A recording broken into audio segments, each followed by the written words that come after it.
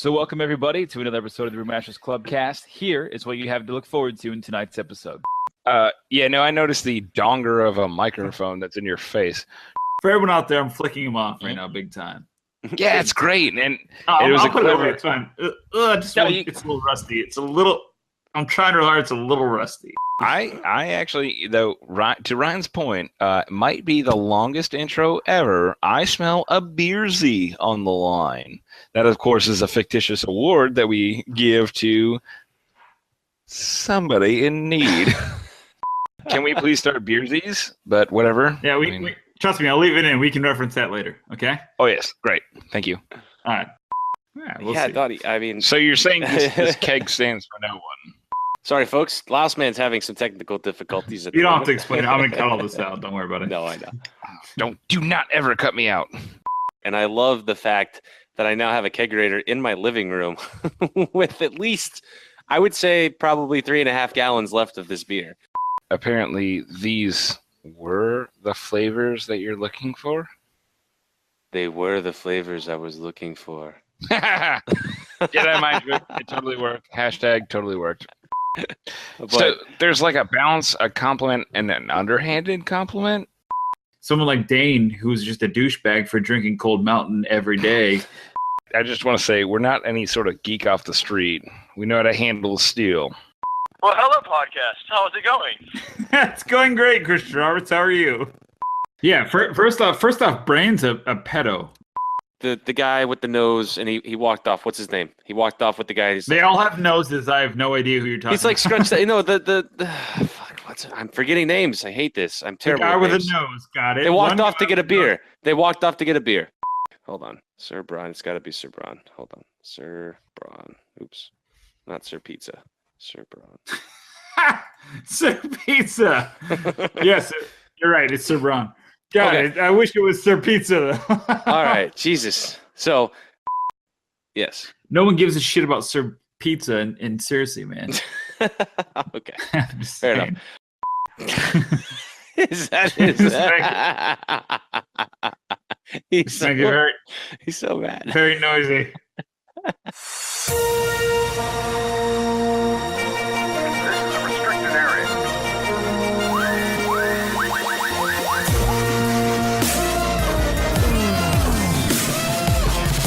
Drill or something? Negative. This is fine by me. I hate drill. You crazy mother. Welcome to the official podcast of the Brewmasters Club, craft brews and geek news. Sit back, pour yourself a pint, and let's get into it. Now here's the founder of the Brewmasters Club and your host, Donnie Gallagher.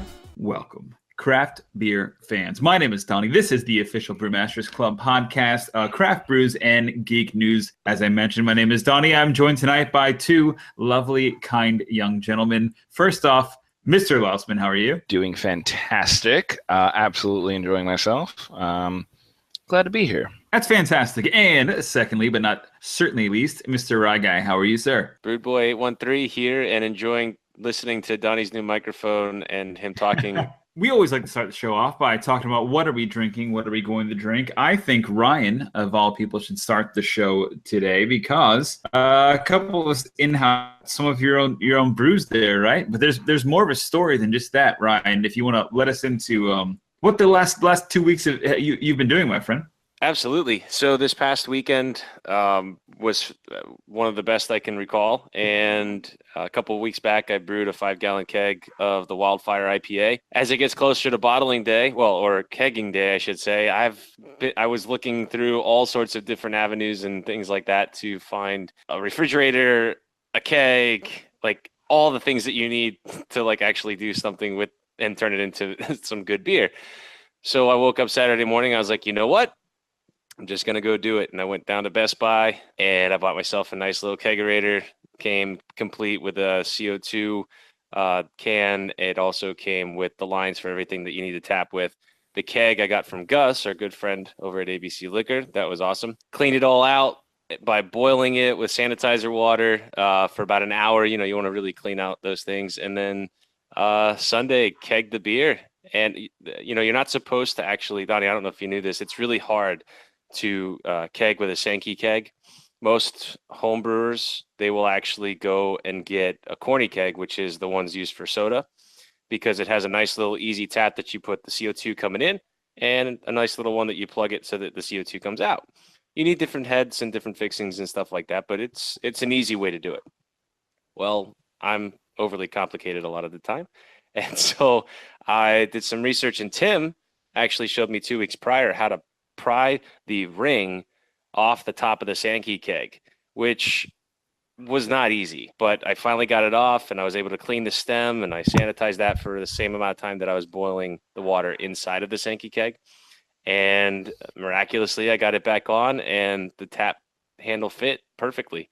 And I had kegged my first beer, and loving every second of it at this point. So for that's those quick recap. Sorry, that's right. like the quick condensed version recap right there. So what I'm saying is what is it? What is a SYNEK keg? I mean, what is the difference? Like, what is the volume compared to what you brewed or what you guys fit? I mean, where did you come from with this? Like, you just didn't have a bunch of beer sitting around. Like, what'd you do? You brewed a beer specifically for this application, right? Yeah, I was gonna get a corny keg, and I was gonna get a refrigerator, not necessarily a kegerator or anything like that. Everybody was saying get the corny keg, and the corny keg again has the 2 fixings on the top, so that the CO2 comes in, beer goes out the other side. But what is the volume of a corny keg? I mean, what is that? I'm pretty positive it's between like 5 and 7 gallons, somewhere in that mix. So it's what you want to keg it's a your beer in. shorter keg. Correct. Right? Yes, and it's what you normally would see somebody traveling with craft beer. That's not exactly a brewer, if you will. It's what every home brewer normally kegs their beers with. But what you got was a regular pony keg. It was a 1/6 barrel. Yes. Tall, yes. slender pony keg. I mean, that's what absolutely. That's exactly what it is. It's got the. I mean, everybody who's at a party in college knows what that keg is because we've all floated one, at least one. Right. Well, you definitely don't want to float the beer. Alone. Well, you definitely don't want to float the beer that's in there right now. I can tell you that. It's pretty strong. No keg stands with this beer anyway. Yeah, we'll see. Donnie, I mean. So you're saying this keg stands for no one? Yeah. Well done. Yeah, kind of like that. Just throwing it out there. No, I think it was just really impressive to see everything come together, and learning through the process of how to open the keg by taking that ring out, and then of course getting the beer transferred from the fermenter into the keg, and then putting CO2 on it was probably the most worrisome part, because you're just like, okay, how's this all going to come together? And it just did. So explain for those that may have been following your journey or our journey, like along this pathway. When you go to, so you've previously bottled beers, and you've put some in growlers and things like that. But what is the key difference between putting the 5-gallon batch that you just made into bottles opposed to just laying it all in a keg and then force carbonating it with? Because you guys talked about this on your wife's podcast, The Crafting Couple, which is a new segment for our podcast network. But go into detail now, and then if folks want to get the extra detail, they can tune into The Crafting Couple, which I think you're on episode 4. And that's awesome, but it's all the same channel. So tell me what that process was like of skipping bottles and going straight to the keg for your first batch, because dude, that's commercial brewing, man. You were right there now. You're not commercial, but you're doing what the big guys do. So how was that process different than a home brewer? Well, after so many, what I feel are brewing, having brewed so many good beers, but then having to bottle them using different levels of sugar, then going to the sugar tablets, waiting a freaking week and a half to 2 weeks. I was talking with Michael over at Better Brew. That's why some people quit learning how to brew, or even home brewing, because of bottling. You can spend a good day, especially if you're doing a 5-gallon batch. You can spend a good day, and Donnie, we did it together. It was a couple hours just cleaning the bottles, and then we had to cap them, and we had to filter everything out from the fermenter. It's just time consuming, and going to a keg is so much faster.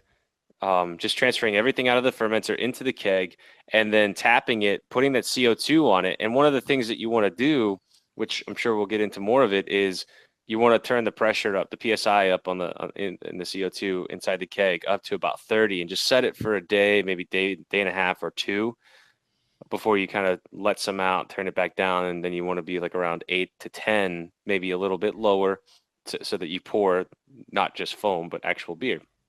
But so wait, for the process piece of it. So if I've been brewing a beer and my recipe calls for a 2-week fermentation period, right, you can literally like export it from the fermenter, the carboy, into the keg directly, and then force carbonate it over a day, and that will save a week's time of.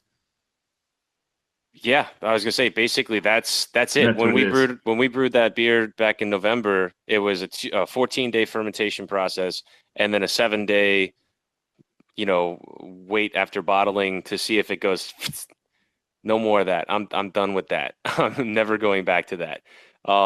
This literally, I was drinking fresh beer the next day, right out of the tap. It's a huge time saver.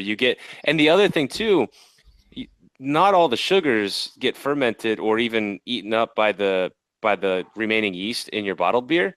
So you get a little bit more sweetness because of the sugar tablets. So your beer actually turns a little bit more sugary, which doesn't give you the full flavor of what you're looking for. Not all the time, depending on how long you let it age for. When you put into a keg, you're getting all of the grains and you're getting everything. You're getting the freshest beer right out of the tap. And so it's a huge difference on that too. So, no, I love it. Yeah, it's great. Lousman, any further questions for Ryan before we jump into the what are you drinking section, as in what are you drinking, my friend? Do not ever cut me out. Ramin, just put my silence in at the end, and nope. And just please, yep, you need to. But in any event, no, I apologize. I'll cut to the throat here. No, I've got no further questions for you, Ryan. But fantastic. Well, why don't you just go off? Yeah. What? Well, okay. So prosecution rests. Yeah. Clean take. Oh, Ryan, that's awesome. Thank you so much, man. So, Lousman, what are you drinking tonight, man? What did you bring to the party? Oh, what am I drinking tonight? First off, I was gonna say congratulations, Ryan. It sounds like you've really elevated your game, and a huge fan of it. But what I was drinking tonight is the Sunshine City by Green Bench, or I believe it's pronounced Green Bench. Sick. Yeah, Green Bench out of St. Pete. Absolutely, out of St. Pete. 6.8 ABV.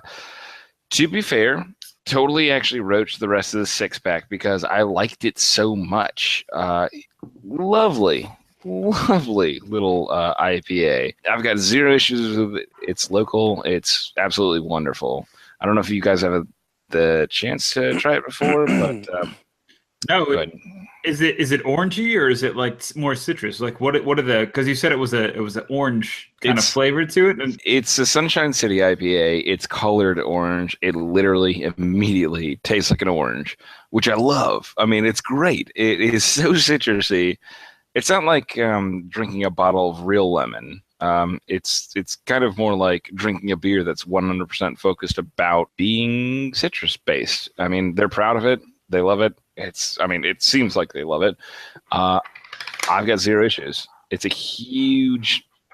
I like it. It's very high up on my list because they just embraced what they had and they said, Sun City, cool, fun, orange, make it citrus, done. That's what they did. Sick. No, I think that's awesome. Well, it's good, man. I've not tried that before. I don't think. At least, Ryan, have you had something like that? I don't think I have. Oh, it's wonderful. You guys are missing out. Yeah, missing out. No, yeah, it sounds very good. So what I was going to talk about, thank you for sharing, Lost, was the Wildfire IPA. That's right, the one and only. Right. The Wildfire IPA. What I did is I stopped over at Ryan's brew hub, his brewery. That is his house, I guess. Garage? I don't know. But I'm drinking some of his Wildfire, and it's really good. The thing when I was talking to Ryan about this beer is that it is it's a double. No, it's not a double. Is it a double, Ryan? I think it could be considered that because of the alcohol. Please explain this beer, and then I'll explain to you what I explained about the previous kind of spicy jalapeno beer I had, the one from Three Daughters that we're going to talk about shortly. So give me the deets, or give us here, the podcast listeners, the deets on this beer. what did it take? How did you brew it? What did you do differently? And what did you learn to make this beer as you had it now out of your keg, which I had and am enjoying now? In short, it started off with me wanting to just make a really good, strong IPA. And during the boil process, this was months ago on the first batch that I did, I just got the inspiration because we had gone to Marker 48 and Ashley had a cayenne pepper beer. And I know how much she likes spicy stuff. And I was like, well, let me see if I can get her introduced to IPAs because she wasn't a fan of those at the time. And the only way I could think to do that was to throw in one of her favorite spices, which is jalapeno. She loves spicy things, but she loves jalapenos. And so I was like, you know what? I'm going to do it. And so I just tossed some jalapenos in. And you didn't just toss them in. You cut them up. You threw them in a muslin bag. You kept the seeds. You kept the stems. You kept the green chilies. They weren't old. They weren't past prime. They were ripe chilies. I mean, perfectly. There's more detail. Yeah, perfectly handpicked by myself, actually. There's some different processes. Like a lot of people will, for a pumpkin beer, they'll roast the pumpkin. For a coconut beer, maybe they'll roast the coconut. For this, I could have roasted the jalapenos a little bit, but I just cut the heads off, left the seeds in, and threw them in with some time left in the boil. And the aroma, I mean, it was so aromatic. It was fantastic. Just standing over the pot, you could just smell it. This was, on the first attempt. I didn't know the beer would actually come out tasting as good as it did. And I didn't know that I would have brewed it 4 times either, which I have. This right here is a product of the 4th time brewing this beer, and I turned it into the first 5-gallon keg. Which I think is the best tasting though. Like I can taste the raw jalapeno flavor on it, and when you smell it, you can smell jalapeno. And it goes so well. It goes so well with the hops that are in there, because all the hops that are in there have a very high alpha acid. And I feel like the hops, like the bitterness of the hops and the aromatic, flavors of the hops blend really nicely with the jalapeno, to where it's not too much spice, it's not too much hops, but then you still get that kick of hops. So it's a really strong IPA. You get it like mid tongue, because I've had also beers where you drink it and it's almost like drinking hot sauce. You get like a back of the throat kind of burn.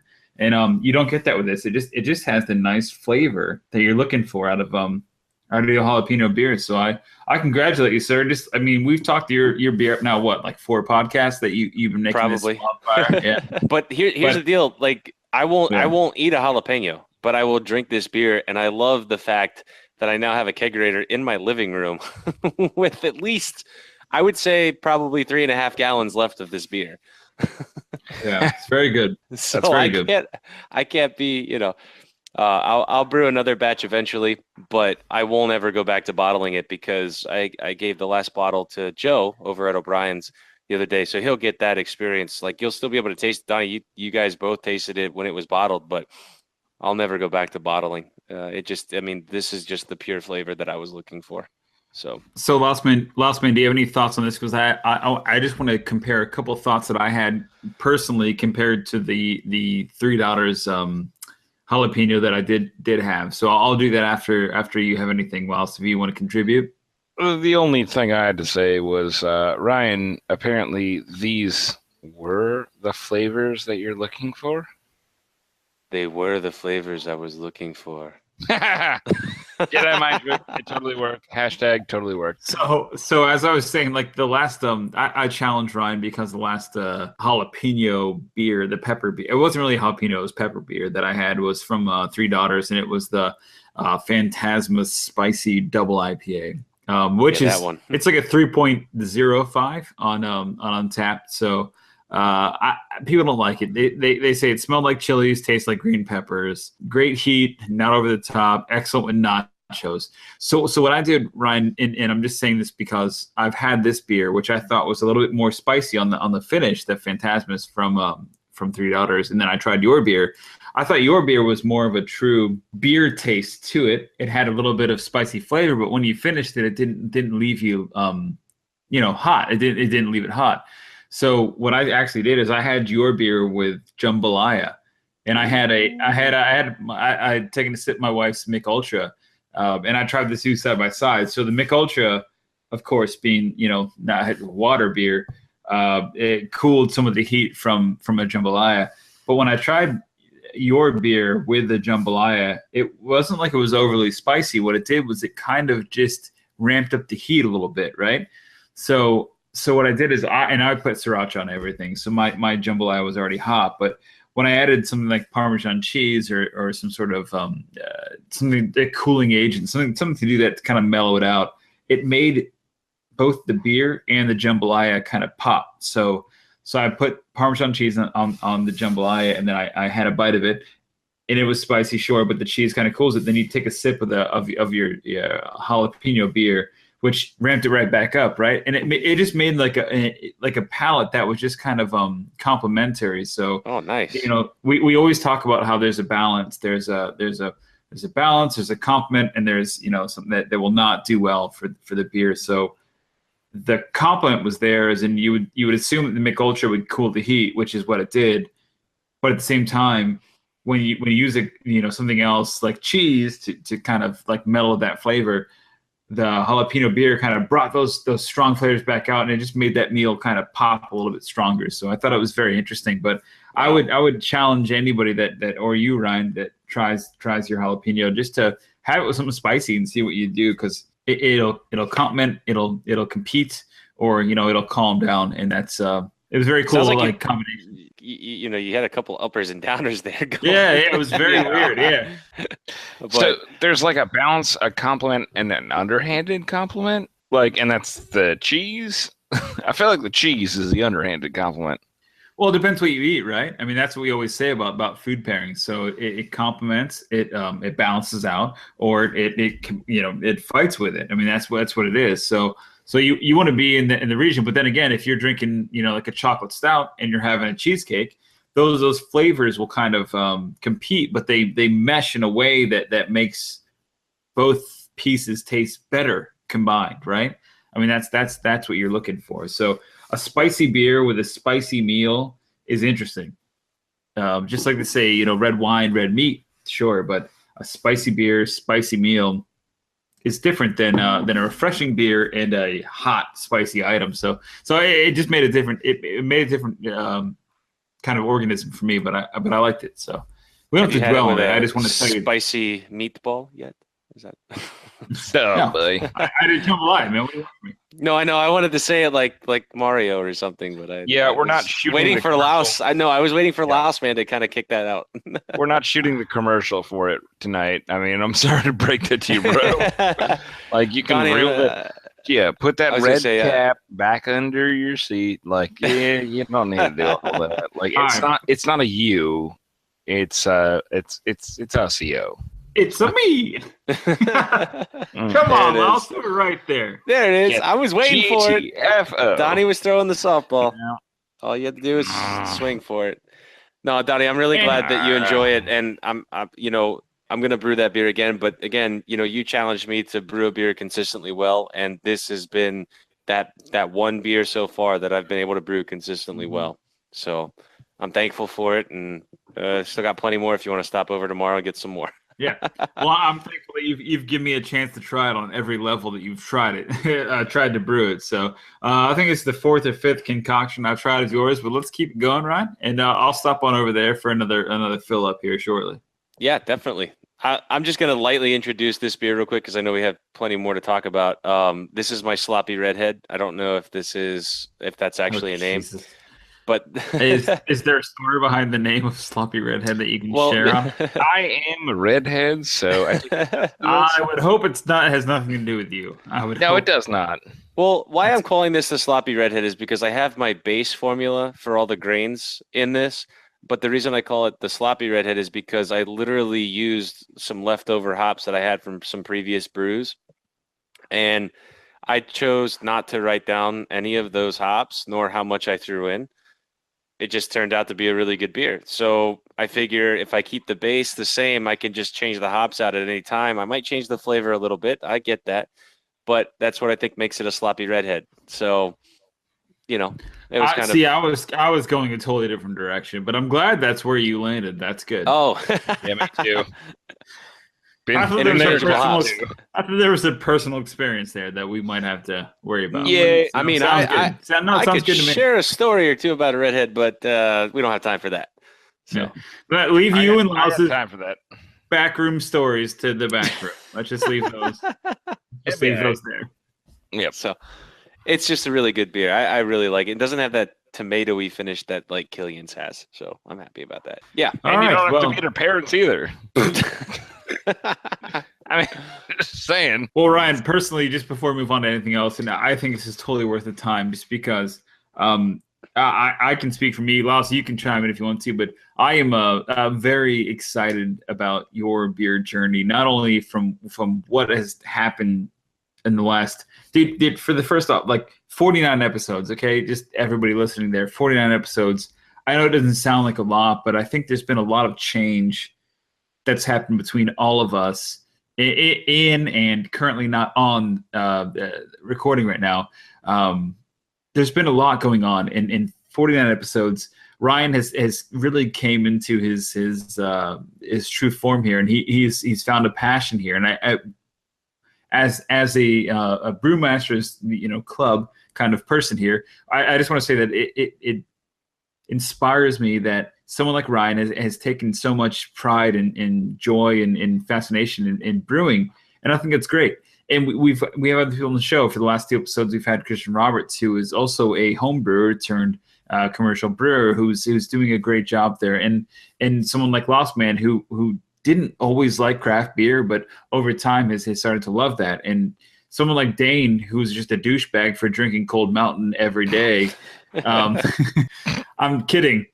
He would certainly have other alternatives if he had access to it. But it's just great, man. It just shows that through slow trial and error, you can really learn some things that you didn't think you liked. Or Ryan, a year ago, would you ever imagine that you would have loved a jalapeno IPA? No, a year ago I was trying to figure out how to make beer bread. So that's God's honest truth. So right. Because I was like, how do I get into this like beer world? And I was like, yeah, this is the answer, and that was not the answer. But no. But would you have ever even thought that you would have enjoyed a jalapeno IPA? No. To be honest with you, now it's your signature brew that you've done 4 or 5 times, and you've dedicated to your wife. I mean, how cool is that, man? And you've got a kegerator in your house, and now you're kind of stepped your game up big time, man. Like you're a few steps away from attempting commercial brews. So I think it's pretty amazing. I'm super excited to see the direction that it's going. The fact that the beer is drinkable, tastes good, memorable in some cases, and consistent is a positive sign for the future. We'll see what happens. You and I were talking about some ideas the other day, but we'll see what happens. And I owe it all to this podcast and to you and to Laus and to Dane and now Krabs even, coming back on. And I want to throw some more out to Tim. God, I said that. Am I taking? I'm making too many thank yous here. Tim from Craft Life, as well as Robert over at Zephyr Hills Brewing, and Michael over at Vetter Brew for just helping me along the way. Yeah. Well, we love them, and they could always be, sponsors if they want to. Laus, you were going to say something? I was only going to say the fact that, when this whole thing started, there was not a whole lot of craft brew going through my household. Halfway through, all the way through. This has just been a fantastic road trip. I mean, it's been great. It's opened my eyes to so much more. Like, it's crazy. I used to be a Bud Light, Budweiser type of guy, and just to recap, on the eve of our 50th episode, man, oh man, this has been a great roller coaster that I can now go anywhere. I boss's boss, and I say, oh yeah, I'll order the local craft beer from this area that I'm not familiar with, and it just resonates with them. And they're like, oh, you like this? I'm like, no, I've got no idea. I'm like, but I kind of know what like a triple is. I'm like, so let's just let that go. And it's great from there. Like, I mean, it's not hindered me at all to learn about this. So it's been a wonderful roller coaster ride, and I'm a huge fan of being a part of this. Yeah. And to the fans too, like, well, to everyone out there that listens, it's just really neat to talk with you guys every week and to share stories and talk about craft beer. Yep, I think that's all 100% part of it, because you guys' individual stories are so impactful, because I think that there's plenty of craft beer podcasts out there where they talk to brewers and they talk to people that have been doing this for years and years. And the fun thing about us is that, we're not we weren't, so the exception of Ryan and his 17 brews that he's done to date, we didn't start out as the brewers that knew everything. We were just a couple of guys that wanted to talk about beer and how we could get more people kind of exposed to it. And that's exactly what we did for you, Lausman, for Ryan, for Dane, for Krobs. I mean, that's all we did. And so I think it's very interesting that you guys have the same positive story in each individual kind of level, where Ryan has brewed 15 beers, but yet Laos has tried 17 different kinds of beers that he never would have tried before. So that is the goal behind what we're trying to accomplish today. And the geek news and the stuff that we talk about, because we're all friends and we love talking about geeky shit because we don't really know. We're not qualified people. We're not reporters. We don't know what we're talking about, but we have an opinion about everything. So we just love sharing with you guys. We appreciate that everyone here is listening to it. But if you guys can move along, got one more story, and then we're going to go on to our geek news, and we've really got to wrap it up here. I just want to say we're not any sort of geek off the street. We know how to handle steel. I'm quoting directly from regulators. Yes, we know. Pretty accurate. No, it's pretty accurate, especially for you, Rye Guy. I mean, all right. Thank you. Quickly, not thank you for that, Laos. I'll cut it out immediately, I'm sure. Snip that shit right the fuck out. All right. So the next story here is, of course, we have to be a little sensitive to Hurricane Harvey, which wrecked the Texas coast all the way up to Houston. So one notable piece of news on this, we just want to make a big shout out that AB, Anheuser-Busch, of all folks, they've got a brewery a brewery very close to the impacted area, where they donated over 155,000 cans of drinking water to all sorts of Harvey detrimented areas. It's a huge step forward. When I worked for AB, we did this for the state of Florida because Andrew came through, and there was all sorts of water shortages and things like that. So it's always great to see a company that has resources to devote that. And if you've ever seen a can of Anheuser-Busch water, it's very different. It's not beer focused. There's no marketing message. It's just an honest to God, we need to service those in need, which I think is fantastic. Oscar Blues also donated from their local brewery that was close to the Houston, Texas area, a bunch of cans of water too. So I just wanted to include the story in the last bit of beer news, just to say that we really do understand and appreciate that. And there's thousands and thousands of people that are affected by this. And it could have hit Louisiana. It could have hit Florida. It could have hit Miami. It could have hit, anywhere, South Carolina, Charleston, but it hit Texas. And these type of bottlers and donations are just super, super cool, man. I mean, I just think that no matter who you are, no matter what size you are, we applaud you. Eh? Absolutely. Ryan? Absolutely. I know Ryan brought the story in, so I'm sure you have some opinion.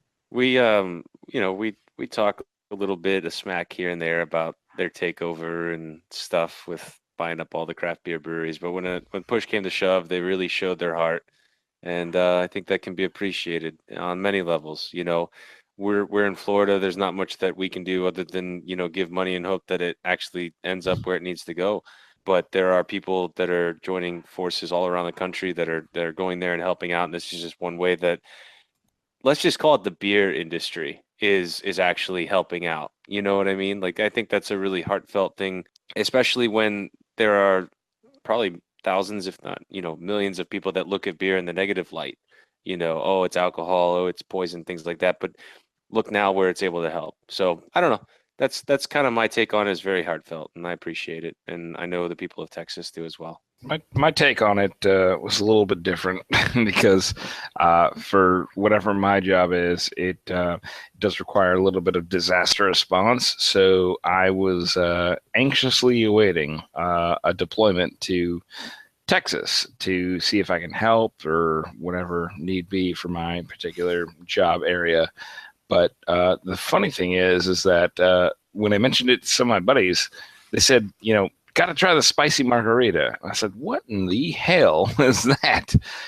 Did a little research, and I was like, wow, apparently that's a thing in Texas only, but would love to come help, but also I'm kind of curious about that. And unfortunately, it never produced where I could deploy to Texas and help out, and then also couldn't get one of those spicy margaritas. So that's still on the bucket list for now. But either which way, kind of wish I could help, but unfortunately for now, I'm still in a holding pattern. Louse man. Yep. We appreciate that. Make a margarita and put some Tabasco sauce in there. Is that all that different?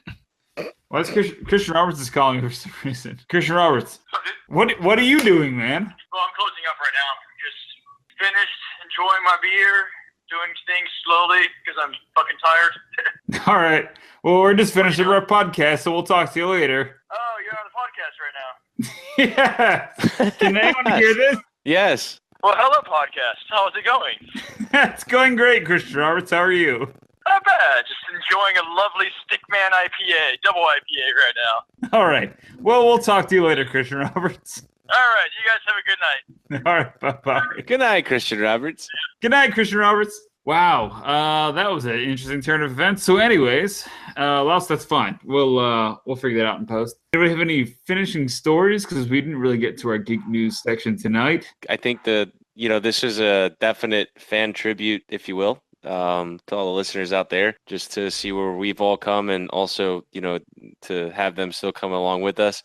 And, a little heartfelt stories for AB and for Oscar Blues doing what they did out there in Texas. I think it was just a really good heartfelt episode. We didn't really need to get into too much detail, but episode 50 is something to come back for, I think. Wouldn't you say, Donnie? Oh, I would. I would love to tell you guys right now what that is, but it is totally a secret, as we are completely coming up with that right now. so we have to let you guys know as we do, but we first have to figure out what is going to be most impactful for a 50th episode. Louse man, give us some of your, I know it's frothing right there, man. Just give us, you're bubbling. I can see it in your eyes right now. Give us some of those top level just ideas. Just beep boop, beep boop, boop. Give them to us. Of Ep 50? Yeah, no, I don't actually have anything for that. What about a pirate with wheels? I was thinking about some chitter chatter about the Super NES that'll be coming out 2 weeks after that, because I don't know how the Thursdays fall and if we'll be podcasting before that comes out. The funny thing about that is that I got a pre-order for it. Yeah, thanks for ordering 2. Dick. You can only order 1, Ryan. You can only order 1. I'll send a Raven, and we'll see what happens. It'll get to you before. Yeah, that's.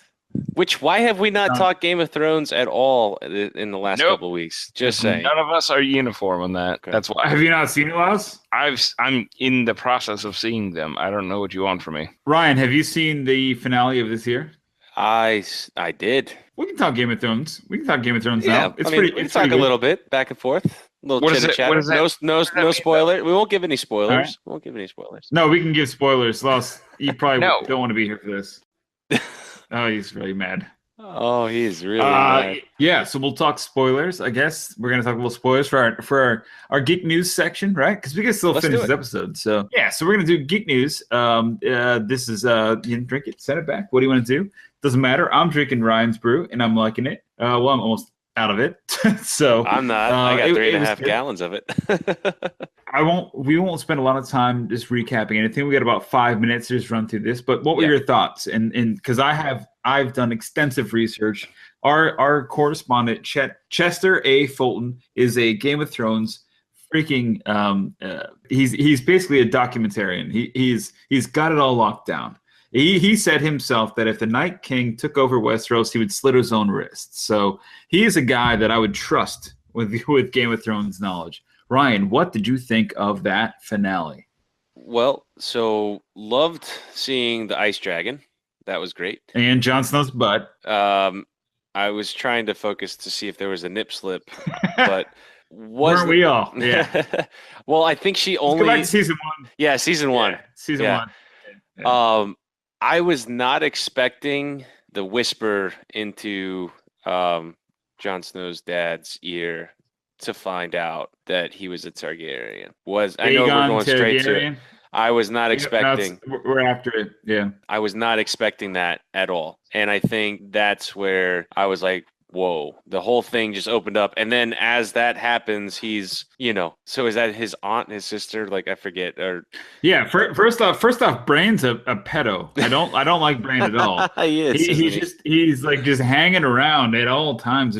But yeah. No, he is Aegon Targaryen, which means the good brother, right, of the Targaryens, of Dany's, was actually not raping anyone, but he was annulled and married again per the Maester's text, which Sam there didn't listen to his goddamn wife when she was explaining all this stuff, but he was able to explain it to the three-eyed raven, which is Bran the Creeper. It was very interesting to see all that. And then he saw Ned Stark there, whose sister was the mother of Jon Snow, who's actually Aegon Targaryen, which blows my mind. I still don't understand how he's the rightful heir of the Iron Throne, but well, and they both right now. Well, so Jon Snow doesn't feel like he is, which is a cool thing because he's still king of the North, and Daenerys feels like she's the rightful heir. So where their relationship's heading, obviously after the end of episode 7. So it's at least heading in the right direction that the Targaryens are both heading towards being leaders and kings or queens, which however it's going to end up. Ancestral, sure. The Game of Thrones universe is not against that. That's all I have to say. And they don't know. So I guess if you don't know, then it's fair game. Even if you do know, though, you can still have 4 fucking babies like Cersei, and God, it's just weird. I'm sure there's some king throughout history that's had that happen with his sister. Who knows? Every one of the kings throughout history, they're all inbred bastards. Going back a little bit, though, before all of that happened, there was obviously the meeting that took place, which fun little tidbit. Okay, the guy with the nose, and he walked off. What's his name? He walked off with the guy. They all have noses. I have no idea who you're talking about. He's like scrunched. Fuck, I'm forgetting names. I hate this. I'm terrible. The guy with the nose. Got it. They walked off to get a beer. They're like, you want to go have a drink or something like that. He walked off before Cersei entered. Last episode? Yeah, before Cersei entered. Sir Bronn. Hold on. Sir Bronn. It's got to be Sir Bronn. Hold on. Sir Bronn. Oops. Not Sir Pizza. Sir Bronn. Sir Pizza. Yes, you're right. It's Sir Bronn. God, okay. I wish it was Sir Pizza, though. All right. Jesus. So, yes, Sir Bronn. Google. Leave it to Google. Yes. His name is now Sir Pizza. Go.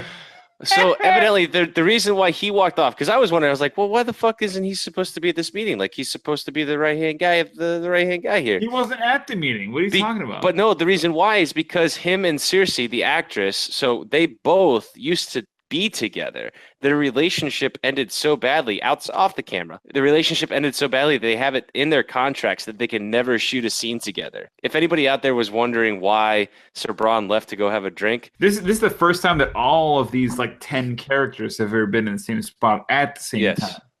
Yes. No one gives a shit about Sir Pizza and Cersei, man. Okay.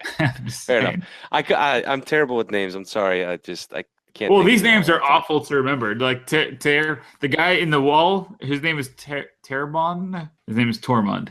See? Tormund. That's yes. Yeah. See, did you remember that? No, I didn't. But no. Ginger from Game of Thrones. You remember that? No, I remember Littlefinger. Because that guy fucking sucked. But I love the way he died, and I love the way that Arya took him out too. She just did it. I love the way that straight. Got it.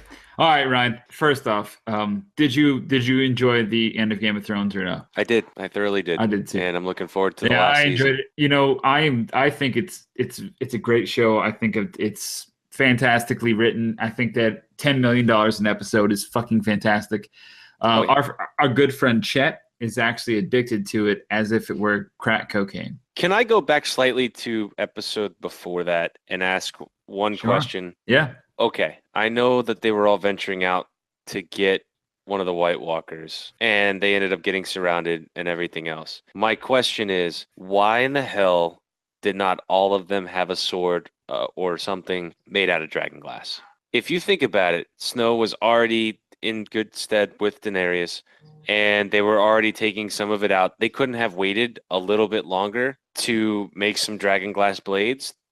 after they're going to go get a White Walker and they know they're going to run into them. That kind of to me was like, did they miss something? Was this intentional? Did they just want to go do it real quick and think that it was going to be okay? I'm not mad how everything unfolded. I'm just mad that they didn't like plan that, or at least nobody's questioned it to this point. And I am. I know that's maybe not a topic, but no, plenty of question. Just to answer your question. I think what the answer was is that they had a deadline because they were like, listen, we have to make this meeting now because winter's coming, and it was very close. So like, if you watched the last episode, winter kind of came, right?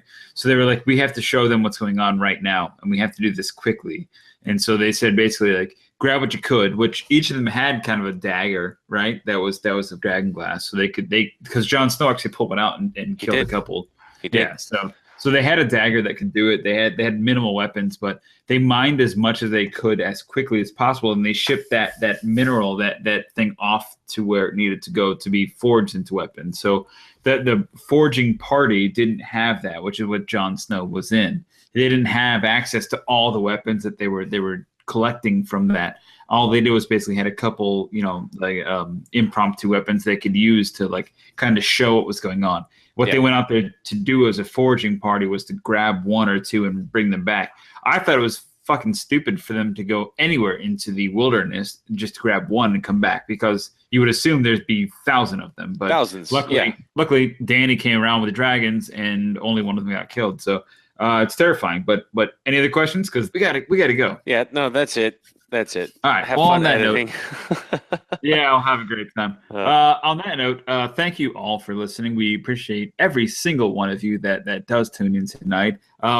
So far on the cast, you can reach me at Brewmasters.Club on Twitter, YouTube, Facebook. You can use the hashtag BrewmastersClubCast to actually submit questions, ideals, opinions, whatever you want to. Or you can reach the other esteemed members of this cast, Ryan. Oh, yeah, definitely. Reach me at BrewedBoy813 on Twitter and also Instagram. Definitely follow me there. What everyone should do tonight, though, if you listen to the end of this podcast here, what you should do is take out your phone, right, and tweet to Mr. Lausman on Twitter. So it's and the Instagram.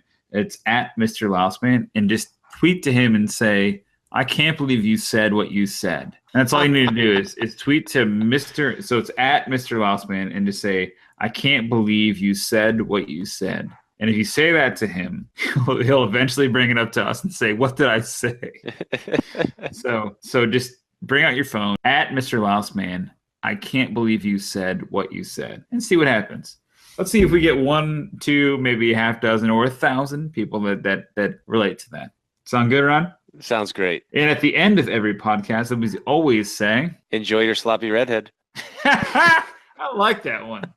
I like that one a lot. Cheers, everybody. Have a great night. Cheers. You've been listening to the official podcast of the Brewmasters Club, craft brews and geek news. Grab a beer with the guys and be sure to subscribe to catch additional content. Add this podcast to your favorite RSS feed or iTunes. Chat with the guys on Twitter at Brewmasters.Club and Facebook and online at www.brewmasters.club. Cheers!